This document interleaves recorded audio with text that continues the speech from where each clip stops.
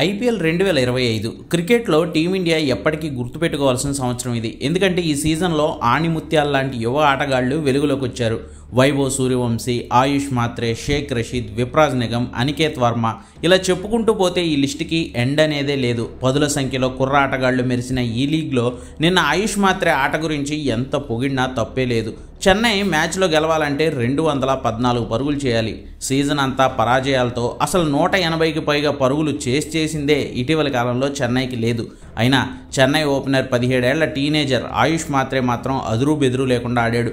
ముందు షేక్ రషీద్తో కలిసి 50 పరుగుల పార్ట్నర్షిప్ నెలకొల్పిన మాత్రే తర్వాత జడేజాతో కలిసి బౌండరీల మోత మోగించాడు. ప్రత్యేకించి ఆర్సీబీ వేసిన 4వ ఓవర్ గురించి చెప్పుకోవాలి. ఎంత పవర్ ప్లే అయినా సరే బౌలింగ్ వేసింది స్వింగ్ కింగ్ భువనేశ్వర్ కుమార్. అక్కడ అలాంటి ఛాంపియన్ బౌలర్ని ఓవర్ అంతా బౌండరీలు కొట్టాడు మాత్రే. మొదటి 3 బంతులకు 3 ఫోర్లు, 4వ బంతికి భారీ సిక్సర్, మళ్ళీ 5-6 బంతులకు 2 ఫోర్లు. అలా ఊచకోత కోసిన ఆయుష్ మాత్రే ఆ ఒక్క ఓవర్లోనే 26 పరుగులు రాబట్టాడు భువీ నుంచి. అసలు బౌలింగ్ వేస్తోంది ఎవరని చూడకుండా అణు విస్ఫోటనంలా మారి 48 బాల్స్లో 9 ఫోర్లు, 5 సిక్సర్లతో 94 పరుగులు చేసి అవుట్ అయ్యాడు మాత్రే.